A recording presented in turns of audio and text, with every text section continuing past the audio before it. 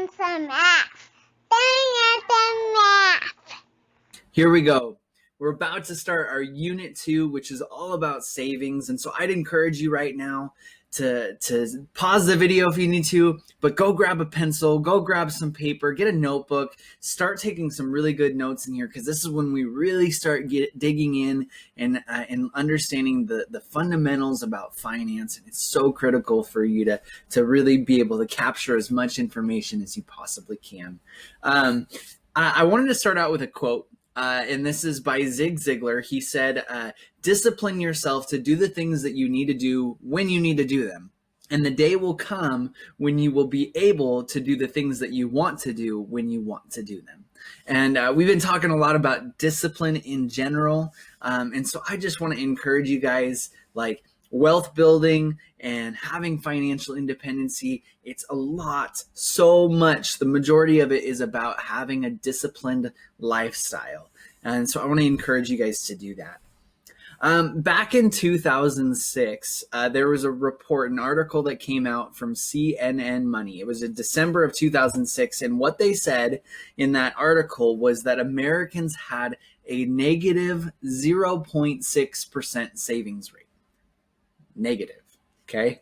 Essentially what this meant was that Americans were spending more money than what they had in their pockets. They were having money come in from work, right? And then they were spending more than they had actually coming in.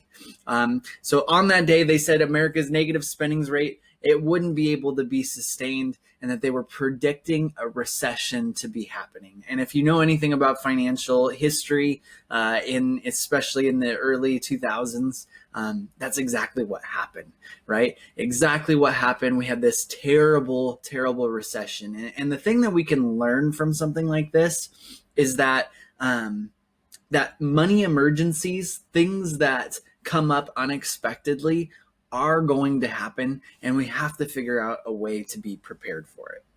So I wanted to talk to you guys about the 5 foundations of personal finance. And that first foundation of personal finance is to have a $500 emergency fund. Now, $500 is the recommended amount that Dave Ramsey suggests for high school age students. However, as you become more independent, it is always a good idea to grow this emergency fund to where you could live 3 to 6 months in the future without having any additional money coming in. That could be like a loss of a job or something like that. So you want to be able to have enough saved up to live 3 to 6 months without needing any sort of income. So an emergency fund is really important to have in case of any emergencies that come up. So for example, I remember one time earlier in my wife and I, Hannah, our marriage, we had an issue come up with our 1997 Geo Prism, and it was going to cost us about $1,400. Okay, $1,400. And I don't know about you, that's a lot of money. Okay.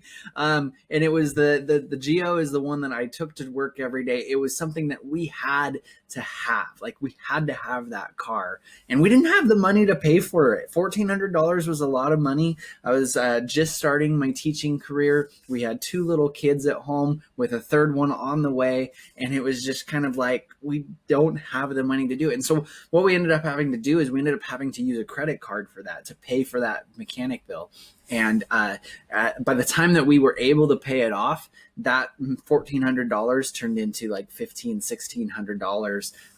And so we ended up wasting money by having to slide that credit card and spend more money on interest than we would have needed to. That was definitely a huge crisis in our financial lives, and it really sucked. It was no fun at all.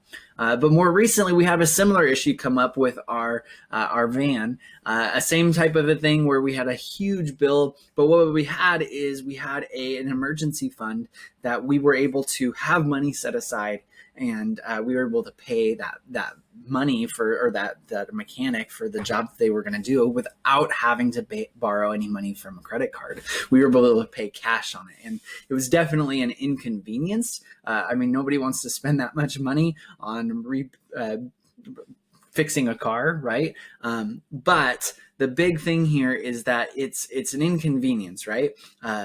But having money saved away literally turned what could have been a crisis into just kind of simply an inconvenience. So make sure that you start with that $500 emergency fund, and then always plan on having some sort of emergency fund in place. The second foundation in personal finance is to get out of debt. And most likely right now, you probably don't find yourself in debt at your age. At least I'm hoping if you do have any debt, it's not a lot. But debt is honestly, it's a real trap that so many people find themselves enslaved to. And so we just want to encourage you, get out of debt. You don't want to get into it. I remember back when I was young, my uncle taught me how to play golf. And I don't know if you play golf, or that if you like golf, or if you hate golf, or wherever you're at, but just stay with me here for a second. Golf is really hard. Like I know I'm not the best golfer, but it's really difficult to hit the ball straight down the fairway and a good amount of distance, right? And it's difficult to do. If you haven't tried it, I encourage you, go to the driving range sometime and try to hit a golf ball. It's really difficult. But I remember playing golf with my uncle, and we were at Liberty Lake Golf Course, and I was on the 15th hole at Liberty Lake, and I hit the ball over to the right, and I don't know if you've never played there, there's a bunch of trees everywhere. It's literally like a forest, okay? And I remember my uncle telling me that the first rule when you get into trouble is to get out of trouble. And so he was telling me, like, yeah, you just hit the ball back into the fairway, and then you can hit your next shot onto the green. I was like, I don't want to waste a stroke by hitting the ball to the fairway. And then, because there's like, I saw, it was like, there's like this little window here that if I hit it just right, it'll go up over the trees and through this tree and this tree, and then it'll land on the green, and I won't have to waste that shot by hitting it on the fairway. And I remember I took that swing, and I got it even more into the woods, and it was a terrible shot. Even harder place to get it back into the fairway. And I did this a couple of times until at some point, all I could do was just hit it back into the fairway, and I'd lost so many different shots. The reason I bring that story up is debt is that same way. When you get into trouble with money, the first thing that you got to do when you get into debt, you got to get out of it as soon as you possibly can. I mean, don't get into it, right? That's golfing, especially. You don't want to hit the ball into the trees, but if you ever find yourself there, get out of debt as fast as you can. Just hit the ball back into the fairway.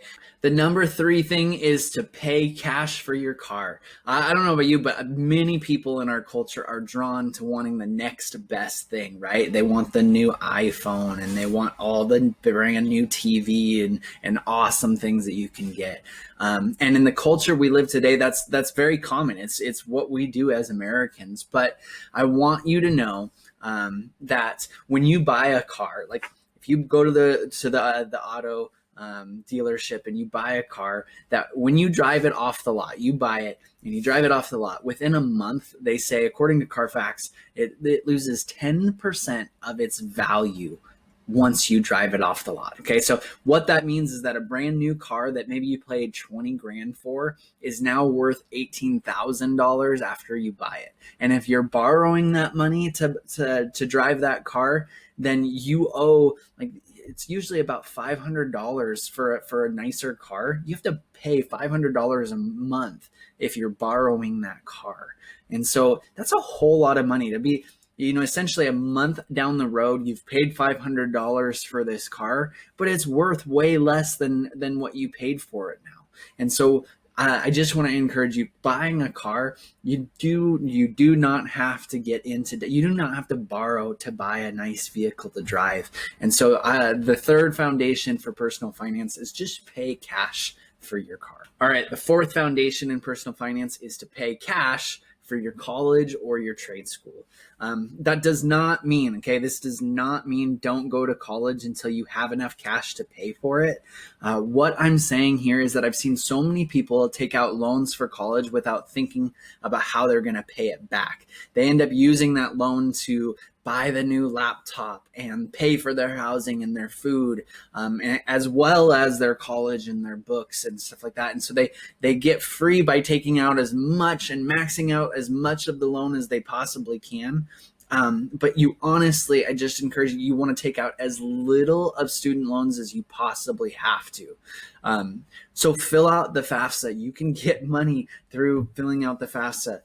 You want to apply for as many scholarships and grants as you possibly can. There's so many scholarships and grants out there that are available to people, and for trade schools too, not just colleges. There's tons of grants out there. I remember, I think it was one of my coworkers that was talking about his son-in-law who applied for this scholarship, got it because he was the only one that applied for the scholarship. Okay, there's scholarships out there that people want to help you with your education, and so fill out those scholarships, get as much grants as you possibly can, and that's honestly the best way to do it. And then also find a job while you're in school. If you need to borrow money to pay for things like food, find a job and then start working, and then you don't have to borrow as much and pay it back later on interest. Okay, usually that college loan that you take out usually takes at least 10 years to pay off, and then you've built so much interest on top of that. And that's, again, interest is just wasted money. So don't get into that. Pay for cash for your college as much as you possibly can. All right, the last foundation is to build wealth and to give. Okay, I don't know about you, but there's little more satisfying things than giving. Okay, I remember many like Christmases. I don't know about you, but like it's exciting to open presents. Like, I'm not gonna deny that, it's great. But there's so many times where there's that gift that I got that person that I just cannot wait for them to open, and it's so much more fun to give that than it is to necessarily receive it. And so giving is a huge part of personal finance, because what you're doing is you're making it easier for yourself to enjoy the money that you've earned because you've been able to give it away. So I just encourage you. I know it seems counterintuitive. It seems like something that's strange. Why would I give all of my money away? And again, I'm not saying give all your money away, but giving is a huge part of personal finance. And so I just want to encourage you to give. And then also building wealth. Okay. Building and gaining wealth is really, it's having financial independency. And you can actually get this. You can actually use your personal wealth to buy things like a car or that new TV or whatever it might be by putting money into a bank, keeping it there, and then the interest that you gain on it, then you use that money to buy it. Okay, and I'm not joking. This is a literal way that some people live their lives, is they have money set aside to pay for things because of the interest that's gained on it. And if you stick around, I'll show you exactly how they do it. Stay in school. Math is fun.